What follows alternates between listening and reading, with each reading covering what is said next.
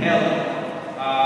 Suportahan tayo ito, hindi tuloy yung programa na mag-ipaay, hindi libre na agas, medical education, and seminars na mag-isupo na hindi kabalantayan nyo na kung mapreventanan tayo ng sakit.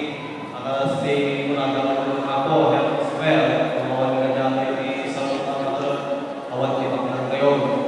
Makadua ako, dahil we review the empowerment.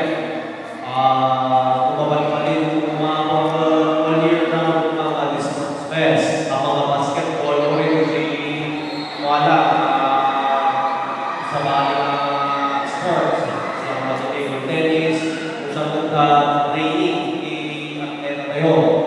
Kung may tanggap di livelihood ako, kaya kitang tayo di balanse na magtatagdaran kung may tanggap di small time business owners, sabi di ang mga may sikilan. Kung kabalbalin mga po, naman ang sitwasyon ni publiko, pagkikiring. Dahil na